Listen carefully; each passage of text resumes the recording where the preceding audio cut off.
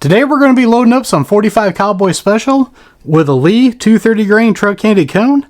That's coming up next year on Jesse B Outdoors Reloading.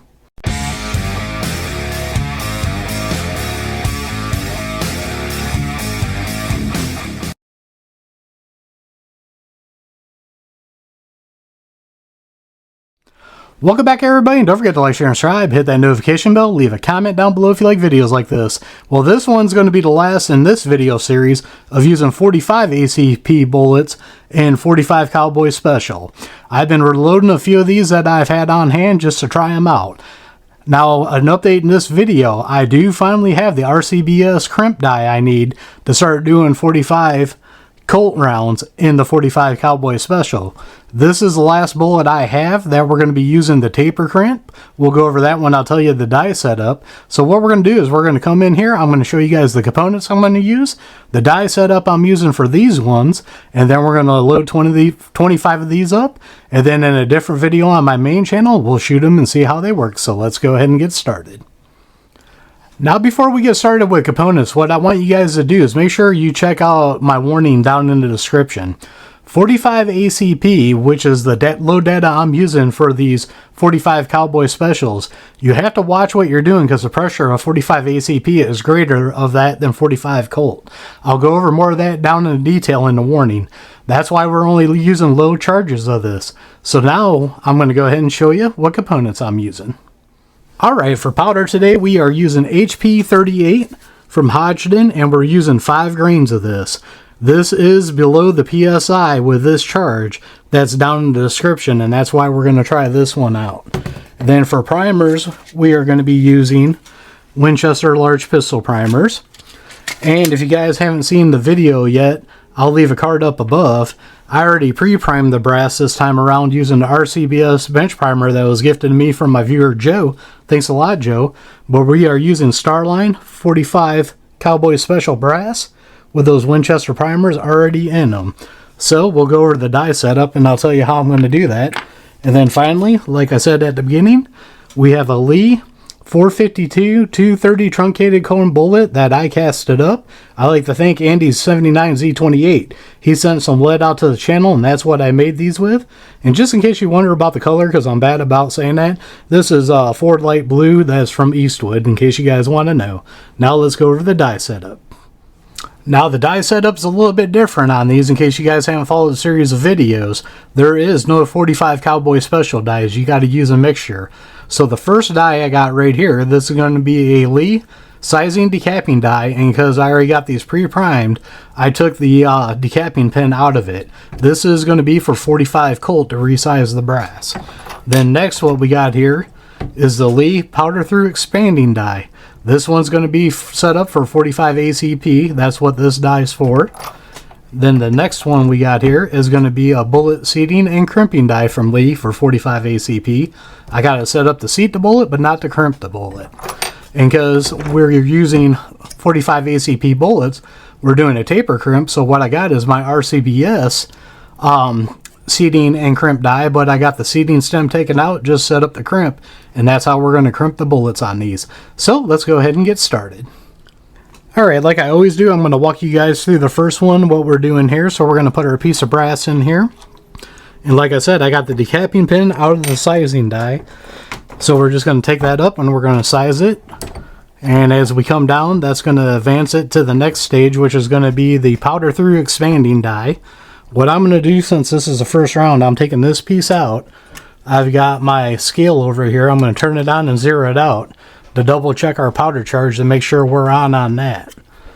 So we're going to check that here real quick, but we're going to run this up and through, and that's going to expand it so we can put the bullet in it. Next time around I'll show you guys that.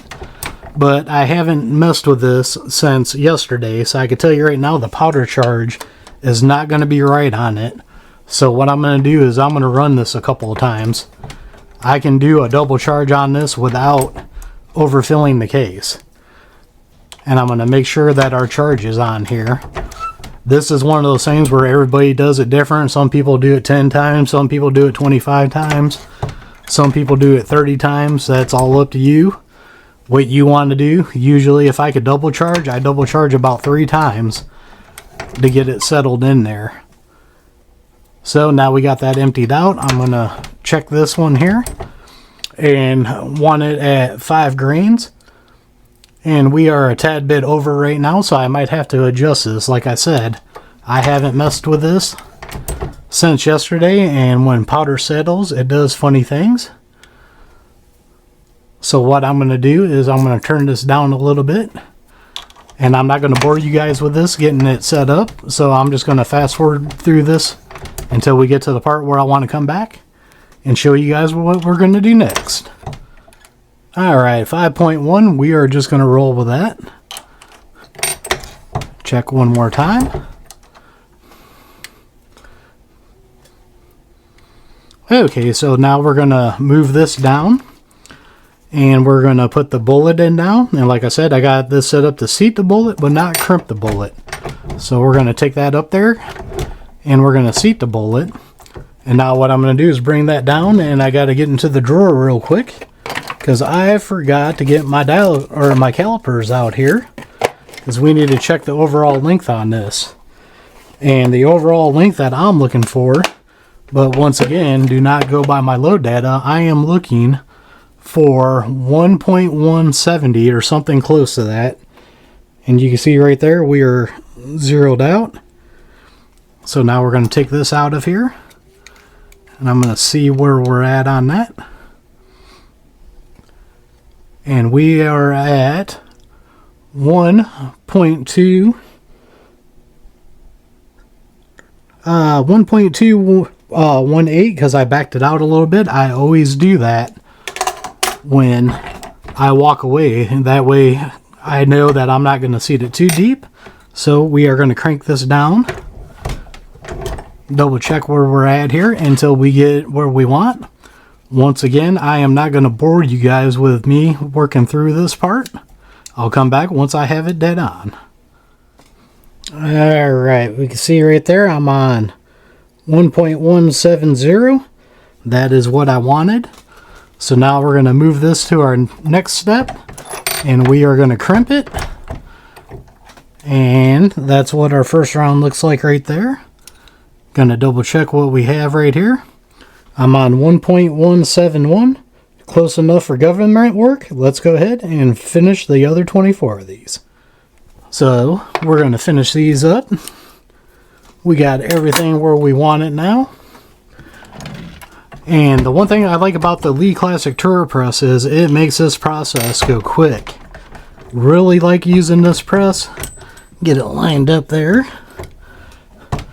So once again, we are sizing it. We're not depriming because we pre-primed.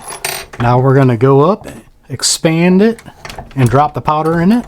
That way the bullet can sit down in there. Seat the bullet and crimp the bullet. And that's how quick it is to do one round on here. So once again, we are going to size it, come down, and I'm going to actually show you guys here. A bullet will not fit down in there until we expand it. And that's why we got to expand it here, just for the newbies in case they don't know.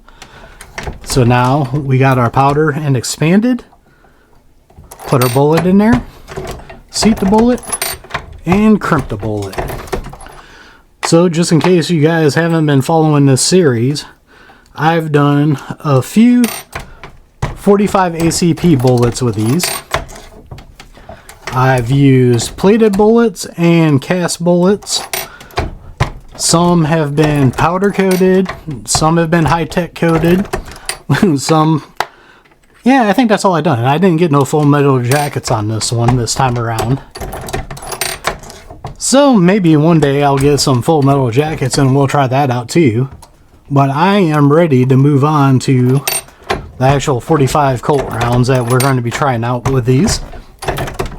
What I was doing is I was doing this series because there's not really much of videos on YouTube about them. So I figured we'd start off with what I had for 45 ACP bullets and try to do this. And like I mentioned in my shooting videos, I am no way an expert on this. I am learning right along. You guys are following my learning process with this round. So I figured I'd try 45 ACP bullets out until I got my die, which I do have now, to do the 45 Colt stuff. And basically what I'm doing this for is testing. I want to test it. Thought this was an interesting round.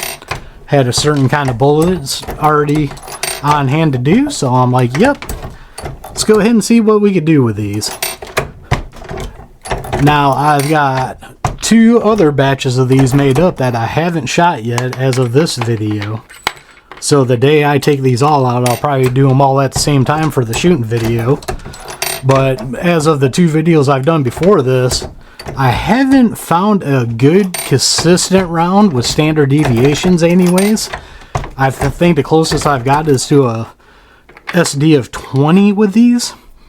And I'm thinking it's probably either because of the crimp, which it could be. I got these ones a little bit tighter than what I did in the first batch.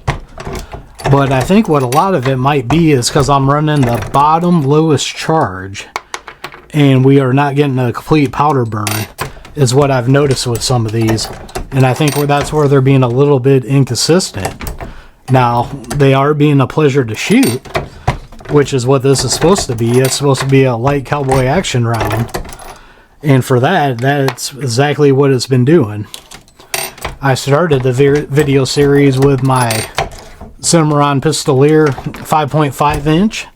And in that video, we did a 160 grain bullet that was actually for 45 Colt. But I taper crimped it because I didn't have the right die for it. Unfortunately, I screwed the other rounds up in it that Walter sent out to me for that, and it tore the powder coating off of them, so I haven't got a chance to redo the 160 grains with the new die to taper crimp them. I've thought about taking the rounds that Walter gave me that I ripped the powder coating off.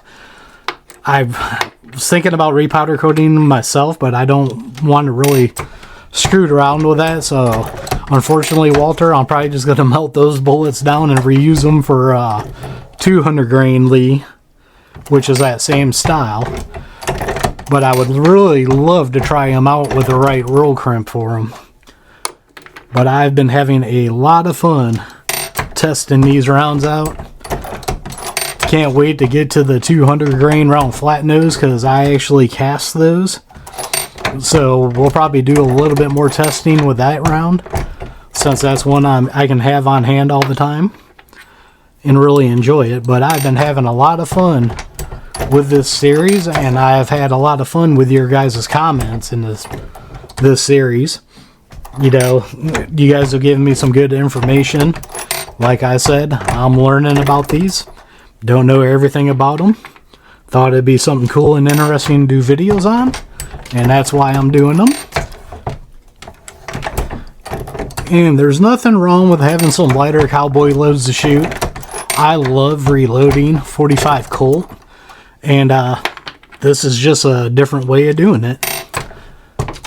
And I'm really enjoying it.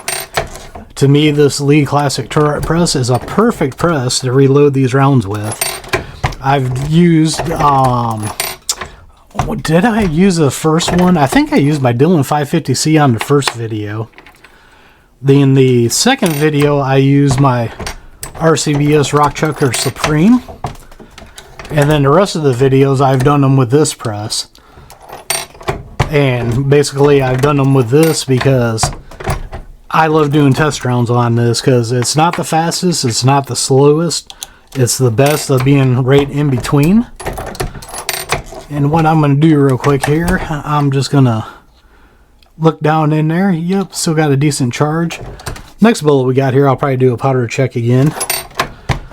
But yeah, these things have just been a blast to make up. This press is perfect for doing a batch like this of 25. That is perfect. You're not flying through it and having to set up the Dillon for it. This is easier to set up than the Dillon is. And it's not as slow as doing it a single stage. And that's why I love this press, and I said I'll never get rid of it. This is my favorite Lee press. Alright, looks like we might have dropped a grain on that, but I'm all good with that. or not a grain, a tenth of a grain. Like I said, we're trying to keep these lower powered anyway, so I'm all good with that. But what we'll do when we take these out and shoot them like we've done in the rest of them, we will take 5 rounds.